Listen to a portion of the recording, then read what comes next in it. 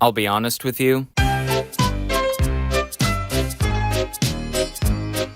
I am a massive fan of Thomas the Tank Engine. I don't mean that as in I love every single bit of the franchise no matter what and prefer it over drinking water, but it's one of, if not my absolute favorite kids shows from my childhood. First of all, yes, let's acknowledge that this is a kids show. I know it's weird on the surface to hear that a young adult like me still likes this sort of thing, and you're not immediately wrong in associating Thomas with other currently popular kids shows today, but the thing is, a lot of us adults have our own weird niche interests that may not be the same as yours. Let's just admit that. The main reason why I still love Thomas and Friends today is not because of what it's turned into in recent years. My love for the series comes from not only the very early seasons of the TV series, but also its original source material being the Railway series books, of which some of its events were inspired by real-life stories involving trains, and it uses a lot of the real-world's aspects to build upon the series and characters originally written by the Reverend Wilbert Ardrey, as well as mainly the first 5 seasons of the TV show adaptation in the 80s brought to us by Britt Allcroft and David Mitton. Both of these series started with a certain vision that had a type of writing style that did not talk down to kids, and they were really meant for all ages in aspects like complex characters, light messages that are implied by a character's actions like a crash for example, plus diving into a wide variety of themes like loyalty, pride, ego, self-esteem, disasters, and especially the fear of not being useful. Or should I say,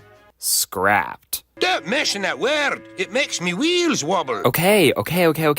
Fine. I will talk more about this at the end of the video, and I would love to dive deeper into the nitty-gritty of each classic series episode that was released way before the first movie. But my goal is to not only recommend a few episodes so you can understand why a lot of folks like me like the show, but for this video I will highlight a specific episode from a certain point in the show's history that I think is weirdly relevant today. An episode that is not really amazing or groundbreaking, but one that I find weirdly relatable.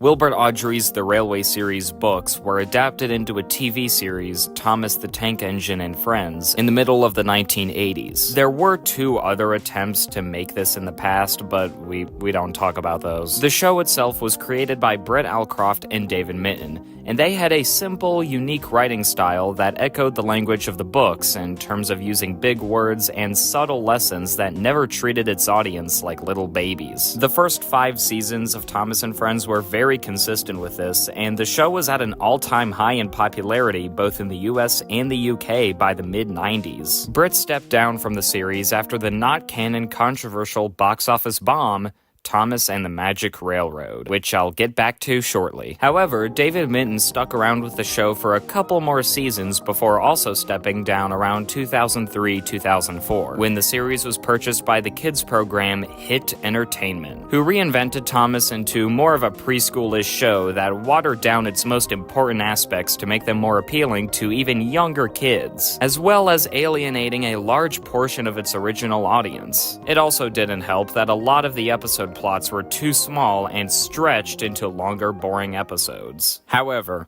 before all of these changes were set in stone, there were 2 seasons of the show that a lot of people tend to look over in between the 5 Golden Era seasons and the 5 Hit Entertainment seasons. They are indeed seasons 6 and 7, the weird middle ground of the show, which would end up being the last seasons of the show directed by David Mitton before passing away in 2008. I like to describe seasons 6 and 7 as the strange limbo era of Thomas, where it seemed like the show was not very certain where it was going to go in the future after the colossal failure of Magic Railroad. I'll be honest, I have a soft spot for both of these seasons. They still had a lot of classic Thomas-era qualities while also bringing in new writers who did not entirely write some characters well enough. Plus a new score, which I think is just okay. Yes, both seasons 6 and 7 are flawed, I get it. But there are quite a few episodes in both of these seasons that I think are really worth checking out. And the one I'm finally gonna talk about in this video is Season 6's The Fogman. The episode starts introducing a new character, Cyril the Fogman, who lives in Misty Valley, where there's intense fog and maybe even a risk of a landslide. Cyril's job is putting small detonators on the tracks to alert oncoming engines about fog and landslides, as demonstrated by Thomas. Ooh, shivered Thomas as he ran over the detonator. That made my axles tingle. This is also real railway practice in real life. But after Sir Topham Hatt introduces a new fog machine meant to replace Cyril's job,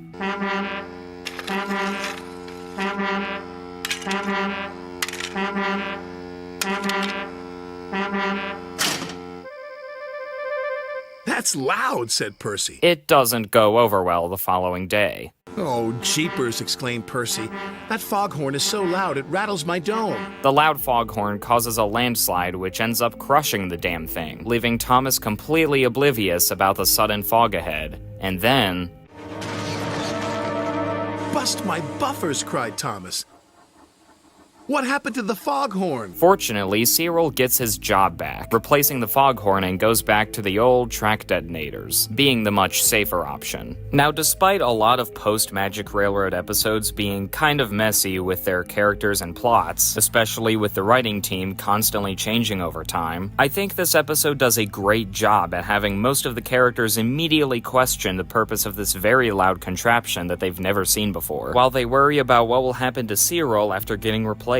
It's kind of like how in the real world, the use of artificial intelligence is kind of a mixed bag. On one hand, AI can be a fun little tool to do silly, stupid things on the internet, all for lighthearted fun. But on the other hand, AI can also have the power to replace jobs and spread false information online. I promise this video is not meant to shove AI down your throat with no consent, and I'm also not claiming that Thomas predicted the future as if this were a Simpsons episode. But what I'm saying is that this episode's small message about the downsides of replacing people's jobs with technology is actually a pretty big strong one in today's world. This episode was made in January 2002, a time where AI was definitely a thing, but only in the form of the first Roomba aside from just storing data. Compare that to 2025, the year I released this video, where AI now has the power to generate entire videos, help with cybersecurity, healthcare, school. I think this episode's message still sticks today because despite this machine, or in our world's case, AI, being one of the most impressive things mankind has created, it can also easily mess up certain things, especially when it's replacing someone's job position. I'm not saying that I think next year there will be a scary uprise of AI that'll take over the world faster than the Rapture could, but the foghorn can be a metaphor for how several machines cannot do as good of a job as a fully flesh and blood person could.